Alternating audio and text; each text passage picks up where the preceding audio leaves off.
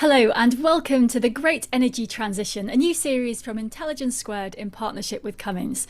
This series is all about bringing together leading voices to discuss the big questions around the environment and energy and the journey to net zero. I'm Helen Cheresky, I'm your host, and this is the middle one in the series of three. So our first was about what's happening between now and 2030 to achieve net zero. The final one is about the role of corporations in the energy transition. And this one, the middle one, is about the medium term. What needs to happen between 2030 and 2050 to achieve net zero? And joining us today is Srikanth, who is the Vice President at Cummins and President of their engine business. And we'll be hearing lots from him about the Cummins view of what will happen between 2030 and 2050, and of course his broader views on how to ensure a successful energy transition. And we've got lots to discuss. There's all these big questions, how do we think about these big challenges? Which technologies are going to be critical for this transition? What infrastructure is going to be needed and how do we future-proof it? And what other groundwork needs to be laid so that we can really make this transition effective? The groundwork for stuff that may not start happening until a decade or so from now. So it is time to introduce our guest for today in a little bit more detail. Srikanth is a Vice President at Cummins and also, as I said, President of their engine business, which is the largest of Cummins' business segments. And his focus is on positioning Cummins as the leading powertrain supplier across the full range of options. So they have currently diesel and natural gas and then hybrid and electric powertrains. And in 2021, Srikanth and his team were responsible for an output of nearly 1.5 million engines globally. So this is no small change we're talking about here. And so he's got a very broad view of this business. So Srikanth, welcome to Intelligence Squared. Thank you, Helen. Thank you for that nice introduction as well. Yeah, thank you. I'm super excited to be here. Yeah. Well, we'll get stuck straight in with some big thoughts here, I think. So first of all, the world is changing really quickly. We can see already the changes from year to year are really coming fast. So thinking ahead to 2030, it seems a lot might already have changed by then. So how does a business like Cummins, approach the planning? What feeds into it? When in a world that's changing so quickly, how do you plan for what's going to happen between 2030 and 2050? Yeah, can I just take a step back just to tell a little bit about both me and the company as well. I've been in the company for well over 30 years and I've been around the world. I grew up in India, came to the United States, then lived in Mexico, lived in England and came back over here to the United States. And this company has been there for about 103 years. So there are parallels from what has happened in the last 30 years is what the next 30 years in some ways are likely to be, even though there might be accelerated stuff that might happen. I think in the last 30 years, I personally have seen in commercial mobility and transportation enormous amounts of improvement that we've had. So for example, today, 67 trucks today produce the same emissions as one truck that produced in 1988, which means that we have made huge improvement in emissions and efficiency and things like that, which then makes me think that what we are doing now in 2022 was what we set the stage in 2013, if you will, which means for what needs to happen, particularly because reliability, durability, and other things are important in the commercial mobility and transportation space, we're pretty much getting started on what work will get to go down the assembly line by 2030 or so. So almost already, if you have not started doing some work today, 2030 will pretty soon be here. So which means for me to see what needs to happen between 2030 and 2050 is long-range scenario planning is one thing that we do quite a bit in terms of what kind of adoption rates for zero emissions vehicles might be, whether it will be a slow adoption, it will be a fast adoption, what kind of regulatory framework that we would have from people in Belgium, some people in California, people in Beijing, people in New Delhi, as well as in EPA, if you will, in the United States. And the last one would be what kinds of government incentives and others that are going to be there in the political framework. So it is public, private, as well as regulatory framework, which is what will help us come together to understand what can happen between 2030 and 40, which then allows our technology planning and financial planning as well. Now, I sort of have to ask this question because I gave one of your job titles is president of the engine division, and yet many people see the road to net zero as basically that's the getting rid of the engines. So, how does an engine business approach the energy transition? Are there going to be any engines in 2030 or 2040? Yeah, and I think all of us have come and given some major pronouncements, right? The United States has said 2050. The Eurozones have said that, China has said 2060, India has said 2070. These are all terminologies that are there that people and countries would want to get to net zero by some particular time. What I don't know, I think I know for sure, is it's not a light switch event, which means things are not going to happen overnight. I just recently visited India and I came back from there. Those folks, in terms of development, what it requires that needs to happen over there, would require fertilizer, would require steel, would require cement, and would require plastics in terms of what they need to do as development happens. And for all that, in many ways, what we do is central to it. What I do know is there is going to be a finite time period where I'll be gone, and this diesel engines may not be there. But in the meantime, I think we need to start today as opposed to waiting for this perfect solution, right? This is what I call as continuous improvement beats postponed perfection. For me, if we don't start today and we make incremental improvements year on year, which is what I am targeted to do, which is what we are going to do in terms of the solutions that we provide, I think it is far better to do that than waiting for some perfect nirvana that is going to happen in 2035 or 2045 and hoping the world will be cured of all its evils and things will get really, really better. Well, we'll come to some of those details in technology in a little bit, but I was also just in thinking of these kind of big strategic thoughts, I was interested in what you think the biggest influences are in this transition to net zero for a company like Cummins, because obviously, there's always economics, particularly at the moment. Money is tight in many places. People don't have spare money to buy new technology necessarily. There's a lot of public pressure. There's probably customer pressure. There's probably the communities where your production facilities are, who, people are starting to realize how important talking to those communities is, and there's government policy. So there's all these pressures on a big company like Cummins. Where are the real drivers coming from for you to get to shift your business to a net zero situation? Yeah, thank you. I think in the larger scheme, like you said, it is the community, it is the production facilities that we do, and it is what do we do to take care of the communities that we are in, and how are we going to provide employment and growth is one aspect of it. The larger piece, though, what we do is the products in use is what produces the carbon that we do, which means 99% of what we do is how do we improve the products that we put out there, which produces lesser carbon. This comes from either environmental and sustainability goals that people are asking, or for that matter these days, financial regulatory pressures that we have in terms of people asking us to do better in terms of our sustainability goals, and which is one I'm very proud of. Cummins is on the forefront of many of these, and we did a lot of these things long before it was a fad. We went to India in 1962, long before it was a fad. We started our sustainability report long before it was a fad 20 years ago or so. And these are things that we do because it makes right sense that we and the community are symbiotic in some ways, that we have to do these things, right? But the bigger picture is, at least as it relates to commercial and transportation, in terms of commercial mobility, most of these people that use this use it for a living. Unlike you and I using cars, we could afford not to have a car tomorrow and we could ask our spouse or somebody else to drop us at work. Whereas for these people, what they do matters in a serious way. So what they look for in some ways is, will my total cost of ownership be right? Will it economically make some sense? And at the same time, do I have the necessary infrastructure that is there for me to use this? Because the gasoline and the diesel infrastructure that has been put in place over the last 100 years has been huge. Now, to disrupt that and being able to put back electric networks or others that you need to have, the first thing that they ask us is, do you have the infrastructure that is there? Can I do my job that I need to do? And will it make money for me? These are the three big drivers I get to hear every day when I go to customers, and that's what forces them to make decisions on one technology over the other. And the other thing they would ask us is, don't push me into one set of technologies. Give me the palette of technologies that is available so that I can choose what is best for me for the application or for the use that I need to have.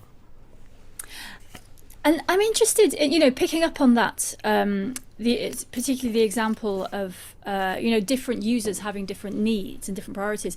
Cummins is a global company. So how does this look across different continents? Because as you said, for us in the industrialized West, there is a particular set of concerns here, a particular set of systems that are already in place.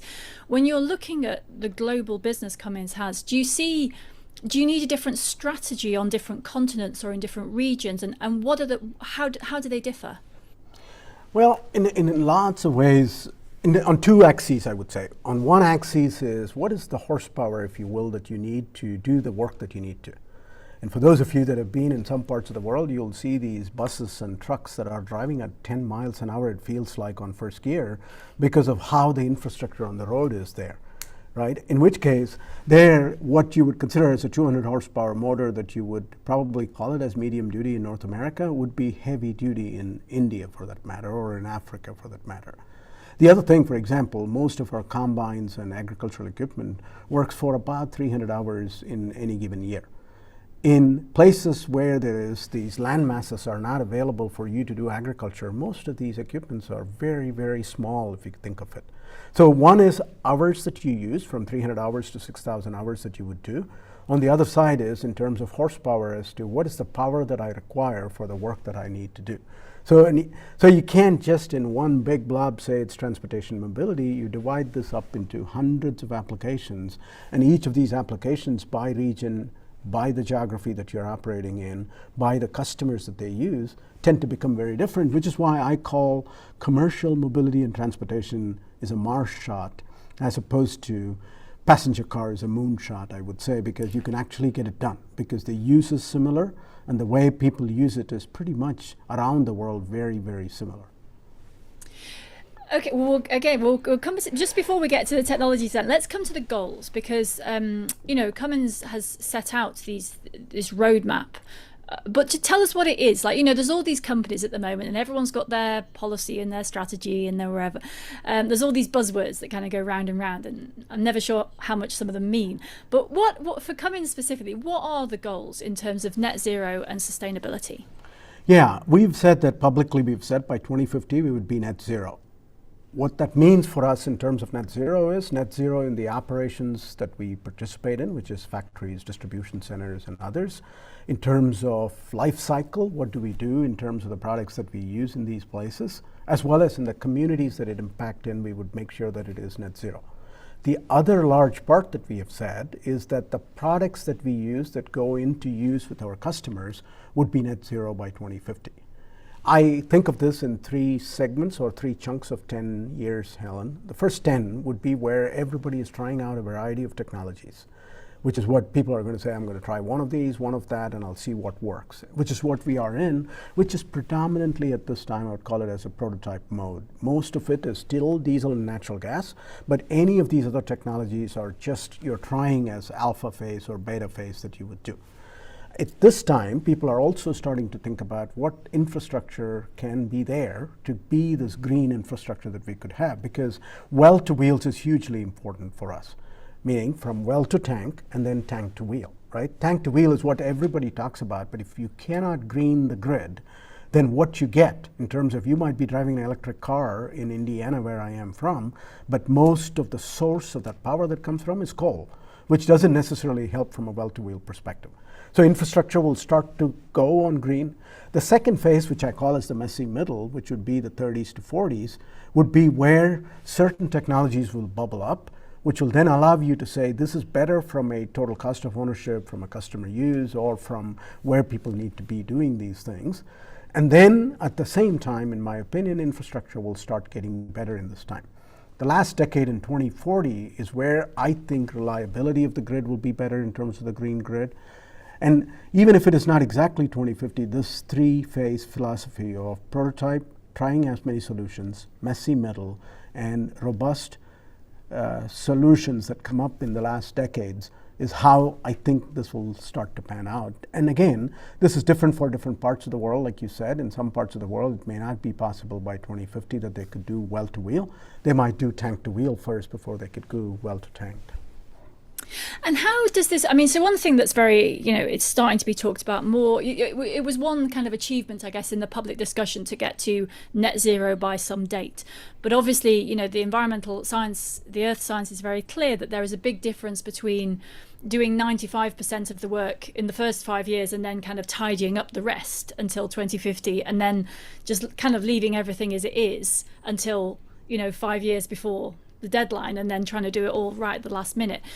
And it's clear that the more we do earlier, the better it's going to be. So how is that built into Cummins' goals? Because, it's one thing to say we can kind of follow the market and do what everyone else does and it's all going to get better. But there is a big difference between dropping things very quickly at the start and kind of saving up the big gains until the end. Yeah, which is what we call as destination zero, right? And then this idea of that we have two kinds of businesses that we have. One is this existing business that you talk about, which is the ICE business, internal combustion engines. And the other one that we have within our company, which is this new power business that we have.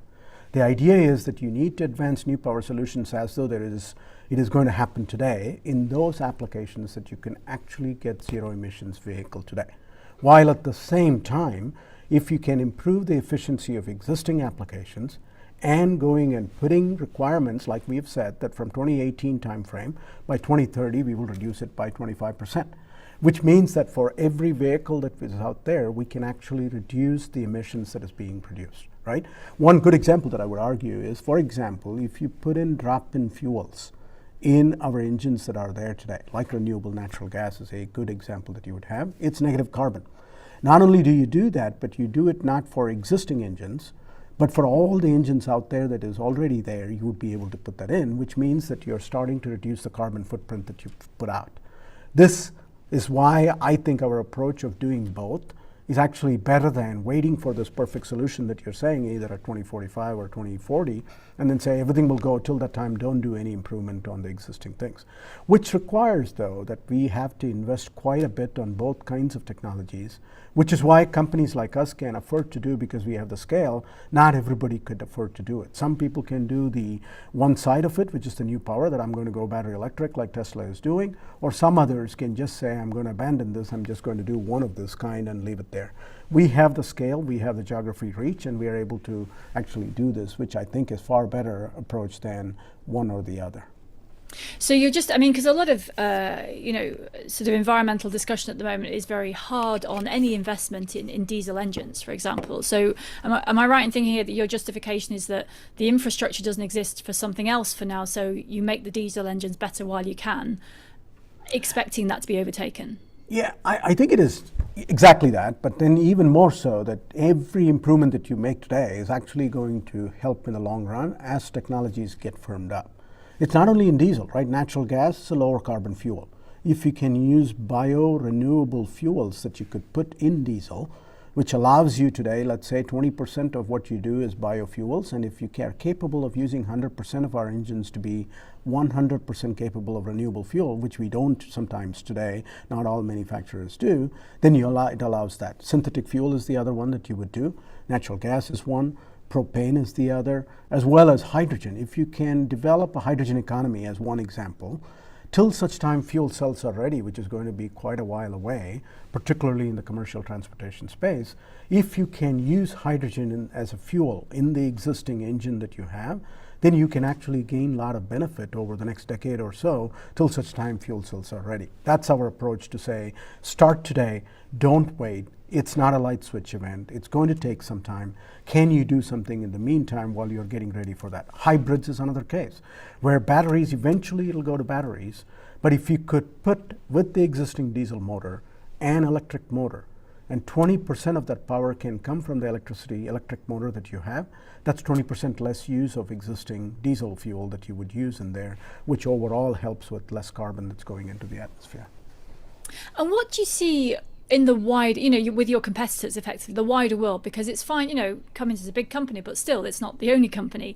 And I'm interested in your perspective on the general movement, because it has been traditionally the case, especially in things like engines, the sort of more traditional forms of engineering, perhaps, that they have been a little bit slower to accept that, if you run a startup and you invented a widget 5 years ago, then you're quite happy to invent another widget in 5 years' time, right? But these traditional industries, do you see urgency here? I would say in the last 5 years, the world has changed quite a bit, Helen. I don't know if I'd sat in front of you in 2016, I would have been able to have this much conviction about what I'm talking about. At the time, I would have been a little bit tepid about what things are, where things are going. The thing that I'm seeing is there is still a group of people, whether call it on one of the ends of the spectrum, where they think that this is the only solution that is available, and these are the ones that are going and talking about what they have. I think in general, a little bit, but most of our competitors and customers, whether it's Daimler, whether it is in China or in India and other places that we have, or partners and customers that we have, I think Saner Council has prevailed, and people in general agree that we need to move towards battery electric, we need to move towards a hydrogen economy, and there is a bridge period by which that we need to make improvement today, and we cannot put our head in the sand and just assume things are going to be the same when we wake up 25 years from now or so. And that I'm seeing more and more. I speak to most CTOs and CEOs of these companies, and in general, people feel like we as a transportation and mobility industry can actually come up with the technology solutions that need to be there. But if infrastructure is not there and government incentives are not there, these three things need to coexist together. Technologies can come together, but most times why technologies don't get adopted is because infrastructure may not be there at the same pace as which technology gets to be ready. And then how about measurement? Because it's one thing, and we're seeing this a lot at the moment in the environmental space, that companies make a lot of claims of various types because, firstly because they want to look good, but it's kind of easy to make a claim. It's a lot harder to prove that you've actually done the thing, especially in this kind of world where you're kind of measuring it's not easy to show you didn't do something, So what kind of metrics, like, have you got a system of accountability basically where you can be held to a standard by, your shareholders or the public or your customers?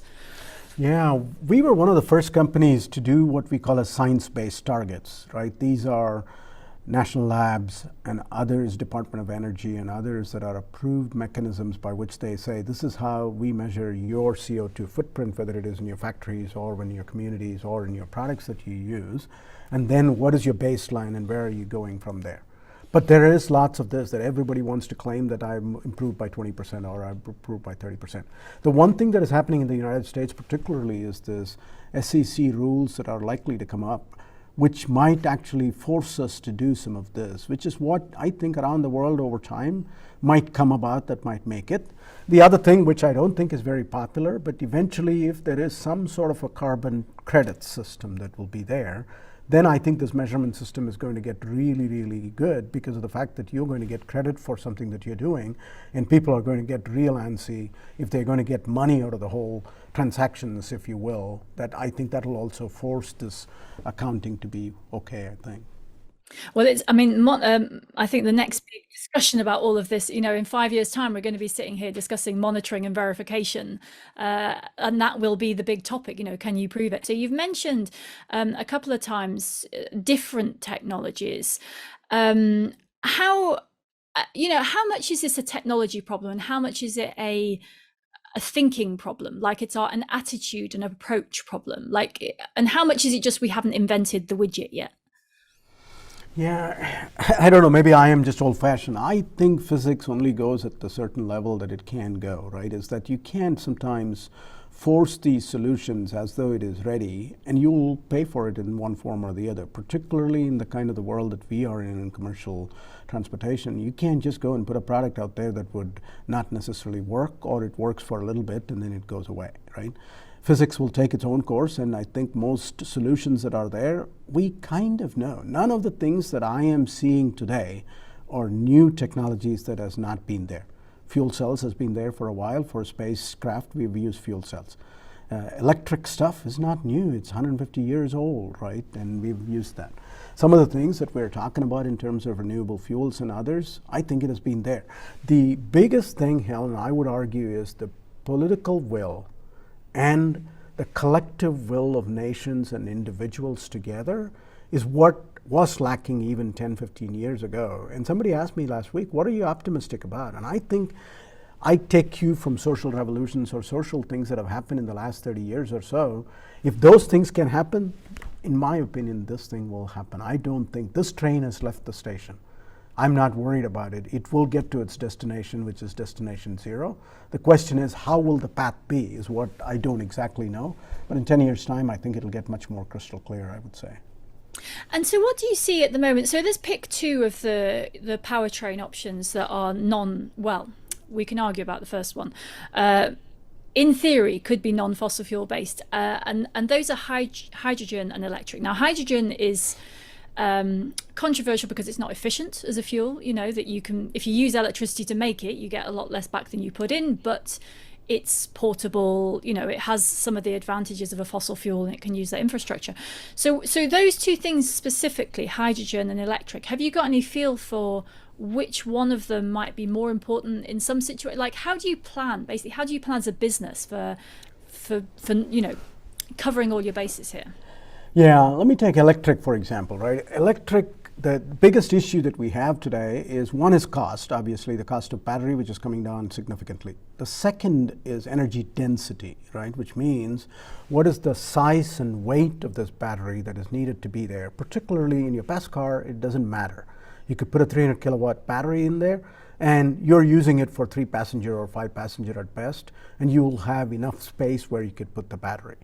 If you got to put the same thing on a truck, you might take 1/3 of the truck or the lorry that you're going to be using where it needs to transport goods, which makes it difficult, which is what we call as energy density. The second thing is, today, most of us fill our petrol or gasoline tanks in less than 5 minutes.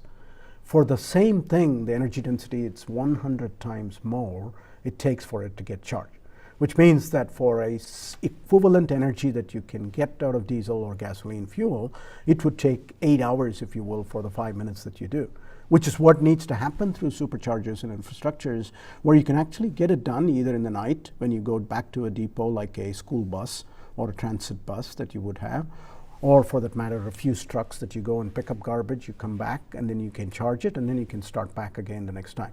Those are kinds of applications, or yard spotters in places where it is, or in a port, if you want to go pick up stuff and then put these cargo stuff back where other trucks come and pick it up. There are those kinds of applications where you can actually charge it and your range is much less. Then those are the places where electric will eventually pick up, I would argue.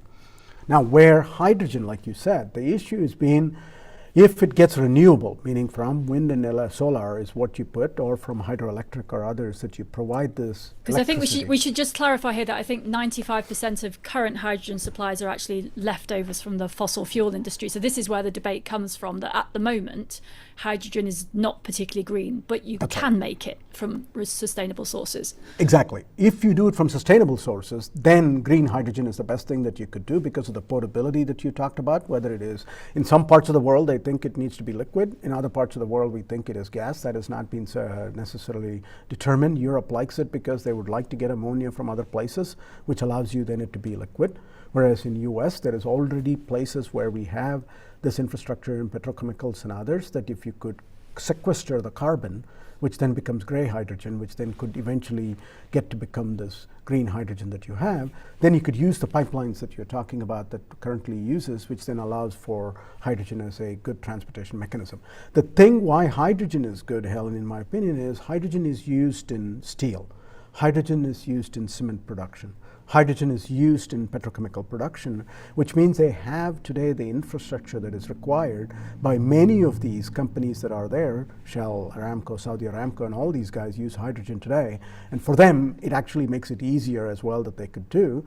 The other is materials that are used for the creation of batteries, right? Lithium, cobalt, nickel. All these things are sometimes not easy to find. And the amount of energy that you need to put in the creation of battery also makes it hard sometimes for you to actually look at the well-to-wheel use of it, right? Which is the other bit that you can think. So back to transportation and mobility, back to what I'm good at and what I know about. I think it'll be based on application. For short haul, in-city applications with a return to depot, battery electric will be the ones that would go.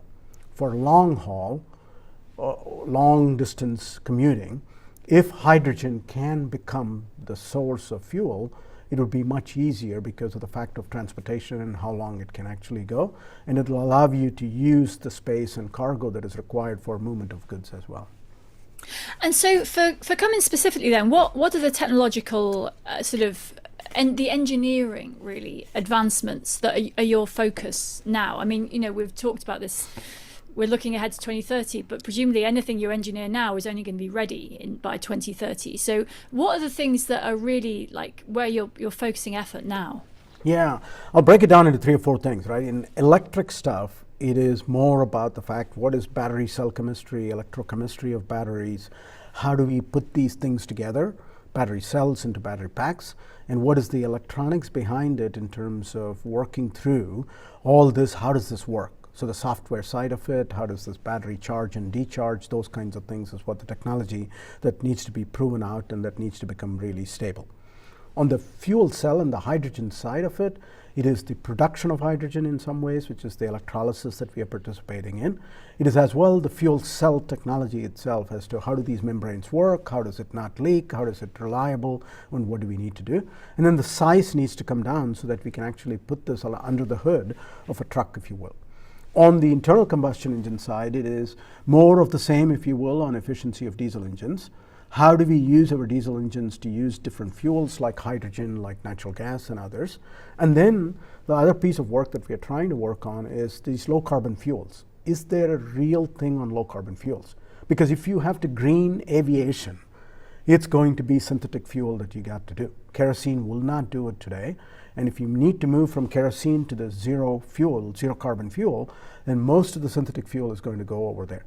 In which case, can we have renewable fuels like natural gas and others that we could do, which means that our infrastructure around that needs to change also in terms of how do you carry it, how do you transport it, how do you provide the delivery of this into the engine, and what do you need to do. So fascinating work, which is why I think that even though a lot of people think that it's not fascinating industry, what we are doing is just cutting edge in my opinion. It's not just always in Silicon Valley that you do cutting edge work. We do it in Midwest of Indiana as well. Well, I think actually, I mean, one of the interesting things about this whole transition is that the things that matter most are not the sexy things in the traditional way of thinking about it. And almost that's the biggest problem. Like, sure, if someone wants to build a space rocket, it's very cool, hooray. But actually that is not, we don't need space rockets. We need very mundane technologies that work very well. And they're much less, you don't get them featured on the front of technology magazines in quite the same way. That's it. Do you ever feel kind of sort of unappreciated in that way? Yeah, it is. But then I've grown in this company, which is being called as a quiet company, right? I've not talked to one like you in 30 years that I've been in, right? And sometimes we just do our job and hoping that somebody will notice it and somebody will recognize it, and that's good enough for us. And I often, when I came in here, that said, hey, if you don't want your mom to know about what's going to be on the papers on Monday, don't do it. That's kind of how I grew up in, and so it just seems like I'm old-fashioned in some ways, yeah. My mum's on Twitter, she knows everything. I wanted to ask you about laying the groundwork, because along with technology that perhaps isn't terribly sexy to some people, there's a lot of, if you want to scale things up, if you want to change a whole system, there's a lot of things you need to start doing 10 or 15 years before you're really going to use them. And so there's a lot of forward thinking here. And also it's a bit of a bet because you perhaps don't know exactly what is going to be needed. So I was just wondering, what do you see in that space? What needs to be done now to make sure things can happen in 2030? And how do you future-proof the effort that you put into it? Yeah, I tell you, the G20 is actually meeting in Bali right now, I think, the top 20 nations. And somebody said this, which I think would be nice, if that 10 of those 20, if they can get their act together, and all these players that are there, that is probably the biggest thing that we could do. Yeah, I can recycle. Yeah, I can do simple things that I should be doing. But the bigger thing that can have the system of system things that you're talking about is if those 10 countries can come together and make some meaningful things that we could do, that would work. The second is, I would argue that walking the halls of Washington, D.C., Belgium, and some of these important players is important because they have to go and do important things, just like they did the Inflation Reduction Act recently, the things on the CHIPS Act that they did. These are kinds of things that they can, in one swoop, make huge investments for the future in terms of greening stuff, either on the infrastructure side or on the technology side. The third thing that I would say is that as industries come together, I think we need to think about our industry, put meaningful solutions, and put realistic goals and make that happen. If each of us can do, meaning that the fertilizer industry can do that, the steel production industry can do that, electricity generation can do, then collectively governments and regulatory frameworks can come together to go make this happen. The last one, which is important, I think regulation plays actually an important piece that is long, that is set in goals, and say that there is improvement that is going to happen year on year over the next 15 years. That will set the industry up well for them to go do as well. The last one I would say is, in some ways there is this VC and the other infrastructure that is there where money can go where it needs to go. I think there are a lot of people that are doing those kinds of things in terms of putting venture capital fund in some of these early stage technologies that are there. And collectively, I think those four things could actually make a meaningful impact, I would say.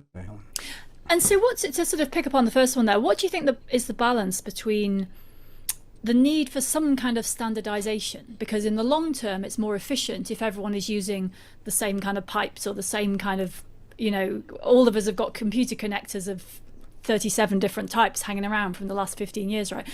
But in order to have some kind of standardization, everyone has to agree on a technology quite early. And so there's this thing where everyone's like, they're trying things out. We want all these different things. We all want to have our own solution.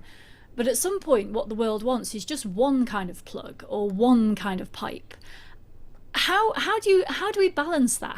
How do you see the risks of, when do we have to choose? Okay, we've had our experimentation, now we have to pick, we're just going to commit to this one because in the long term that will be more efficient, even if in the short term it's less efficient. Yeah, and I think one example, if there is one that is in front of our eyes, is the passenger car, right? I think a lot of experimentation was going on for quite a while in terms of plug-in hybrid, series hybrid, in terms of fuel cells like the Toyota Mirai, Hyundai, and others have done, GM has done. And I think it is going almost close to enough. We're now going to be battery electric for passenger cars. I think that's why I call that a moonshot, that it is more or less coming there. In the next 3-4 years, I think that will be decided. Whether you're going to be in India, whether you're going to be in China, it is going to be more or less electric. I think on the commercial side of it, or for that matter on steamships as to where, or ships that are going where it needs to be, or aviation, we still are not there at that stage where a passenger car is. In the next 5 to 10 years, probably, I think that sector will be there. The same thing will happen in steel, the same thing will happen in fertilizer.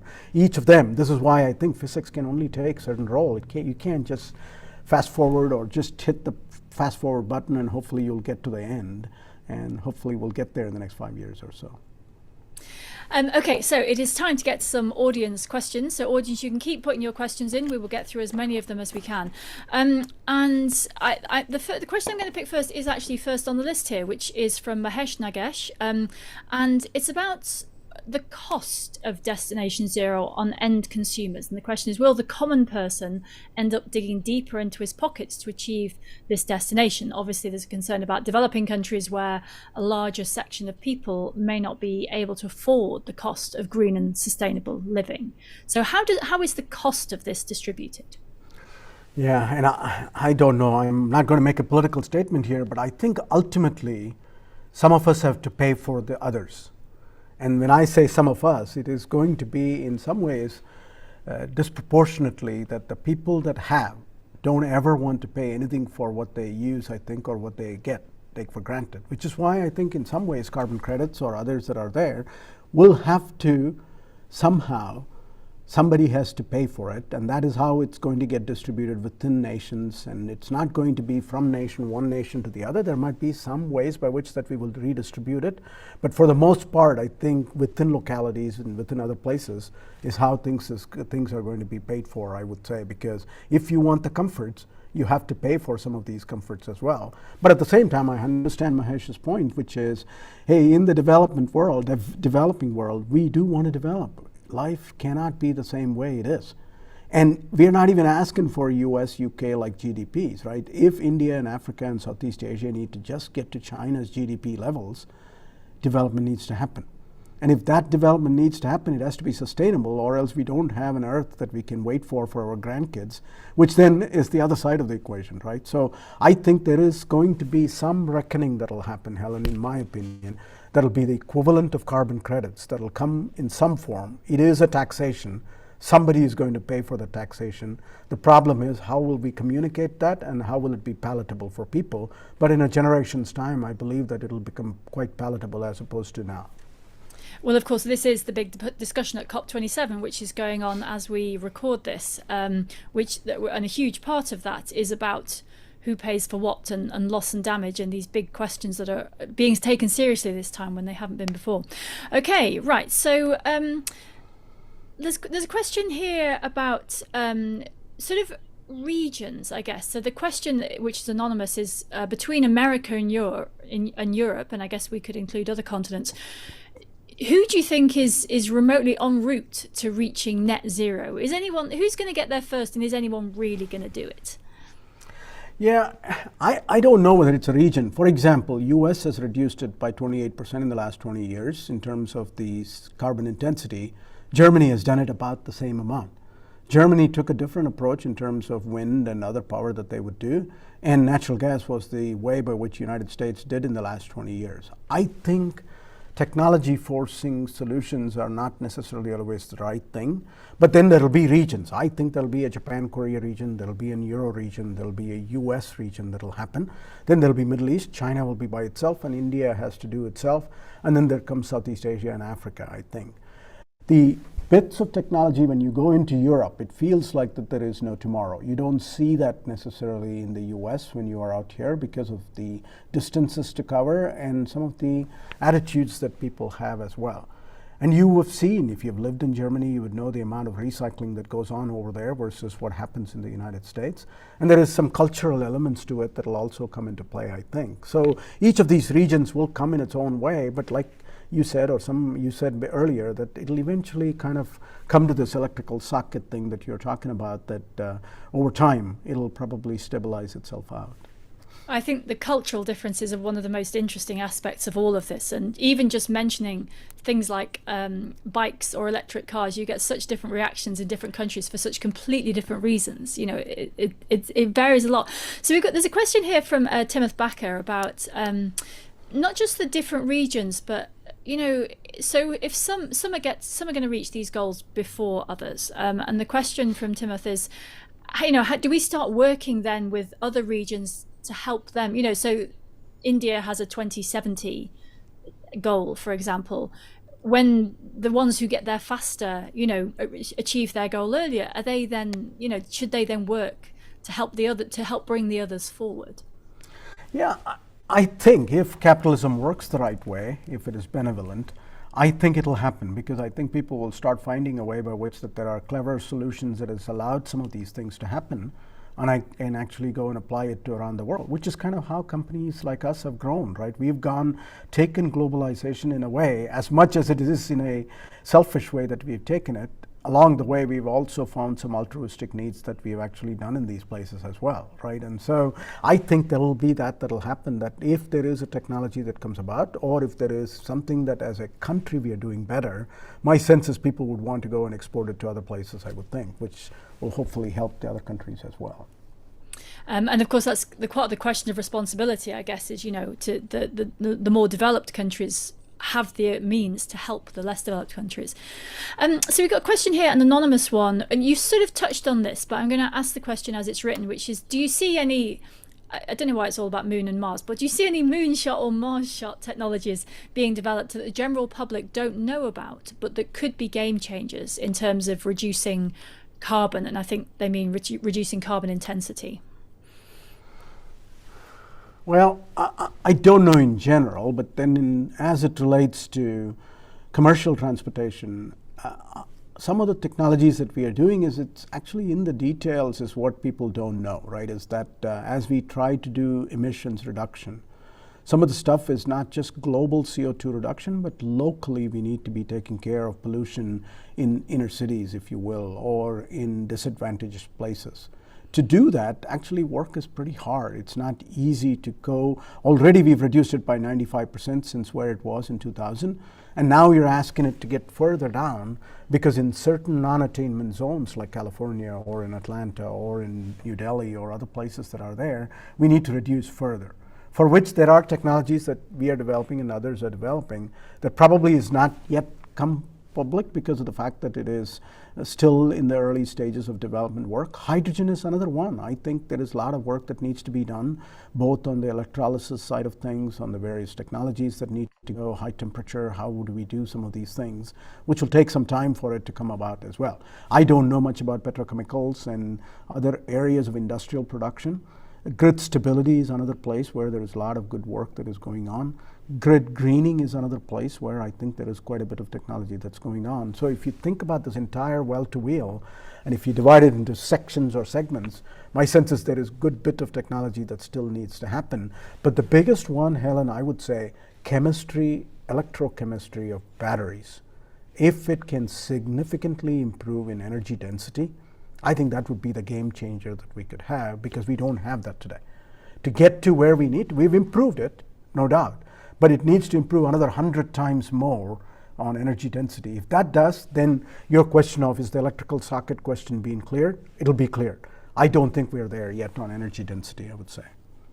Well, one of the wonderful things about batteries is that no one really understood them before, and they're suddenly becoming this very complicated topic, and definitely nobody understands them now, but it is very important. So there's an interesting question here. Now, we haven't talked so much about communities and people, but there's an anonymous question here about how are the future technologies or goals described changing or have already changed the workforce? So what does it mean for the people working either to make these technologies or who are working using these technologies? What's the human side of all of this?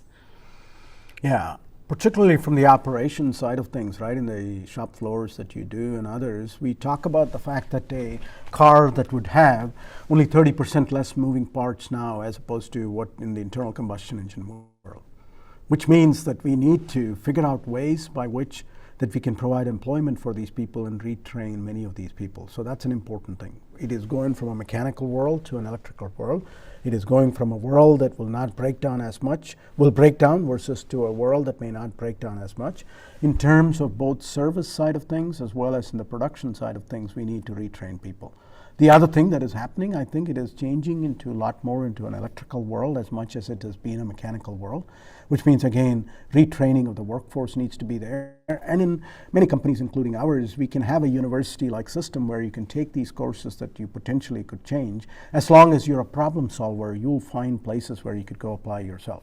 Now, communities, this is the same thing. Like, there are communities that are going to be completely different, just like the steel industry was there and Pittsburgh was there and Gary, Indiana was there. When you go to those places now, things have changed. Some cities have adapted better than other cities, which means then again, public-private infrastructure needs to come in, which is a 30-year, 40-year journey that we need to take in today, as opposed to thinking tomorrow it's going to happen and we need to change, which we cannot change once it comes to that stage.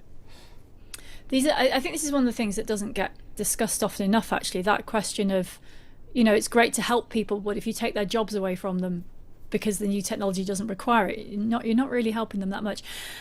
So there's a question here from James Short.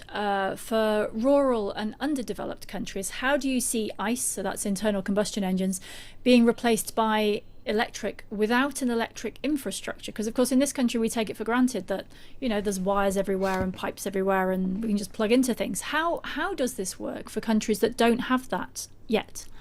Yeah, good example is India, right? Which is part of the reason why I think when you talk about 2070, people kind of say, hey, why is it 2070? It's this infrastructure that you're talking about. They have brownouts on a regular basis where they don't have electricity for a couple of hours in a day or something like that. Now, India has been doing quite a bit on renewable because of the fact that they have 335 days in sun, which means they could do solar and wind. And solar prices have come down significantly because of the investment that China has made in the last 10 years or 15 years, where it used to be a monopoly of the Western world. Now it is a monopoly of the Chinese world in terms of the solar photovoltaic cells that are there.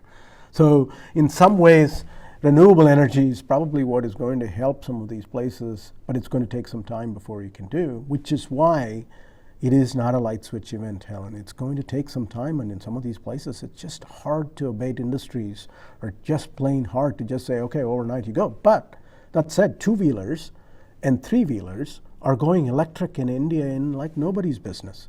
And they have just overnight transformed that place and thinking, how did this happen?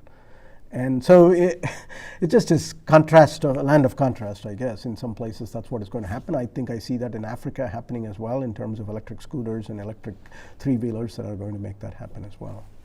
Well, I guess the interesting thing about the scooters and the e-bikes is that you can have a bottom-up approach as well as a top-down approach. You know, if you want something that's going to rely on hydrogen infrastructure and all of these big things, that has to come from a company first. But you know, I have interviewed makers of electric bikes who just started off in their garage. They were like, oh, I can do better. I'm going to fiddle around. They make a bike, they start a company, and then there's electric bikes. You know, I guess you need a bit of both. Yeah, for sure. And so we have another question about infrastructure here, which is sort of about the cost of the infrastructure and how much Cummins is involved. There's sort of two questions into one here, really, that both the cost of its infrastructure and, you know, is Cummins involved in building it? And what sort of, because infrastructure is this very vague word, right, that it sort of means everything. But specifically, what sort of infrastructure do you think is needed, and is it expensive? How much is this going to cost, just the infrastructure side of it? Yeah, trillions of dollars. And I think it's trillions of dollars on a sustained basis is what needs to happen on infrastructure, right? It's not today, but it is every year from now on that you need to do. There's a good Princeton study, Helen, that people put together just for the US alone, that what do you need to spend between 2022 or 2020, whenever it came out, to 2050 for us to be net neutral. And the biggest portion of the money that needs to come is from infrastructure. Now, when you think about infrastructure, it's electrical grid infrastructure that you're talking about. It is transmission portion of it. It is the grid itself, if you will. On the hydrogen side of it, it is both the production of hydrogen, the transportation of hydrogen, and the ability to dispense it at those places where you need it to be is also infrastructure work. We participate in a very, very small way. We're just getting started on the hydrogen pieces of it in terms of electrolyzer and producing green hydrogen. We're starting to dabble along in terms of infrastructure. What can we do of grid storage and energy storage systems and others that we need to do? But this is where big utility firms and big players that are already existent have to come in a big way as well. And that Princeton study is a good study which tells you how much you need to do. Now, each of these countries have kind of come up with the same thing. I just recently saw a McKinsey study about what does it take for India to do. India alone needs $12 trillion between now and 2030 or something. That's the kind of investment that you're talking about that you need to go make, and each country needs to make that kind of investment. So there's another question here, and I'd like to extend it a little bit. So that the questioner says, and there's no name, will governments really get on board? For example, California says we want all electric cars, but then the next week they tell the few people with electric cars not to charge them. And obviously what's going on here is that there is a shortage of electricity, you know, in California at the moment for various reasons. And so people are like, okay, well, I did what you told me. I got my electric car, and now the infrastructure isn't ready for it. And now you're telling me not to use it. So, you know, how much of a problem is this going to be? Yeah, this is why some grand pronouncements like that to get it out of by 2035, or we'll be getting the grid to be green by that time, sometimes it's just hard to go make happen if governments are not willing to go make the necessary investment, right? And so this is going to be hard. That political will. Let me tell you this way. I think even on the right, where people are now not starting to talk about the fact that, hey, this can actually be good for overall all of us. From it used to be, no way in heck I'm going to talk about this. This is something just you guys are kind of alarmist or whatever it is you are. But now I think the world has slightly changed in the last 10 years. My sense is in the next 10 years it's going to change, where the investment from public and private sectors are going to start making real inroads into what could be. I don't know 10 years from now we will still be having the same argument that California is asking us right now in terms of charging infrastructure, as well as the fact that I'm going to go all electric. I think it's going to get there to be much better. I read somewhere that they said it takes about $42 billion for some of the smaller medium duty trucks to be electrified or something like that in terms of charging infrastructure. In the scheme of things, I think people would invest $42 billion if there are some seed monies that come from the government as well. Well, I think this question of who gets it first, and you know, certainly the thing with electrification is the cities versus rural areas, where it's not even about the wealth of a particular country. It's like in a city you have a density of people, fine, someone's going to put in some chargers. If you live out on some little hill in the middle of nowhere, you know, there ain't no chargers anywhere out there. And so it That's becomes an it. equity thing. Yeah, where I am. And that equity is also even more important, right? Particularly when it comes to environmental justice. The places that have the biggest impact are often in disproportionately in low-income places and other areas where it is enormously difficult, which means that more and more we have to start considering in our sustainability goals environmental justice as well. It is not just about putting technology out there. Are you doing it with the right environmental justice in mind? Yeah. Well, that sort of leads into a question here by Jeremiah Rhodes about which sort of it's. I mean, all of these things are related. I think what he says is new transportation technology adaptations vary even within different regions of the United States. In California, you see electric cars everywhere. In Columbus, Indiana, they're much less common. Do we expect the same thing to happen in industrial sectors? This is what Jeremiah is asking. Or for adaptation to become more uniform as they become increasingly economic viable. So I guess the question is there a tipping point where everybody just picks it up? Or is it always going to be top down and it just rolls down the slope? I feel, I don't know whether this is right or not, I have a rule of thumb that it is between 10 and 15%. When a technology picks up to be at about 15%, the tipping point already happens. A good example is natural gas has not happened. We're still in the 5 to 7%. When it gets to that point, then there'll be more users everywhere, and then it's just self-fulfilling, if you will. So that 10, 15% is what we need to look at to say, is it getting close to that? Once it gets close to that, there is people see money in it, and then they will start coming into it. So we have a couple of minutes left here. We got one quite recent question about that you mentioned the push that regulation has on advancing global emissions progress. So what's your outlook on legislation globally for decarbonisation and also legislation that affects the off-highway or the industrial segment? So, I mean, you spoke before about the role of governments, but legislation, what's going on there and what should be going on? Yeah, and you see in the United States, California is taking the lead, which is what California Air Resources Board, and it is almost feels like it's a separate country by itself, but that has proved to be good in terms of technology forcing function, if you will. And then there is EPA, Environmental Protection Agency, that typically follows suit in terms of the rest of the 48 states or 44 states that they regulate on. And that is one. The Eurozone has a bigger impact, I would argue, because of the fact that China, India, and many of those other countries follow the Euro regulatory framework as well. In South America, there are some that follow the Euro regulations and others that follow the US regulations in some ways. I think these are going to start making a big impact, and they're already starting to do. The Euro 7 regulations just came out last Friday in Europe, and that is advancing existing technologies, and also they are talking about fuel averages, fleet averages, and things like that. These are all going to start driving the adoption of new technologies as well as pushing existing technologies to do the work that we need to do. Now, on the off-road that these folks were asking, it's important as well. It's going to lag, but eventually it'll get there as well. So then, just finally, a question for you about sort of the future and how optimistic you are. Because one of the things I think we do is we don't paint it. We talk about moving away from things. We don't necessarily talk about what we're moving towards. So I was just wondering, if you were to look ahead 10 years, for example, you to imagine the world in 10 years' time, assuming we do well at all of this, what are the most exciting things? Sort of visualize that world for us. What are the things in it that you think we should want to see in 10 years' time that we should get excited about now? Yeah, I think school buses are going to be quieter. School buses are going to be electric. And when your kids go in there, you're going to start feeling like the fact that there is not going to be in some sort of emissions that they need to have into it in some ways. Transit buses, when you're driving around a city, that's going to be there. When you are in city center, it's going to be quieter and it's going to be cleaner. And you're going to be in ports where there is going to be old trucks that are there for 20 years or so. There is going to be newer trucks that are going to be there. In parts of the world, like in China and in India, there is a vast amount of trucks that will be kind of phased out, and new trucks that are going to be efficient and new trucks that are going to be with electric or hydrogen is going to happen. These all give me hope that not only will development continue to happen, but at the same time, I think we are going to be in a cleaner, better place for our grandkids. I sure hope that my grandkid would come up and say that, what did you do in the 20s? I actually made a difference, and that difference is that I made this place greener, I made this place sustainable, and hopefully I left a better place than I found it. Well, that is a great place to finish. Thank you so much, Shrikath. It's been a pleasure to talk to you and to explore all these issues.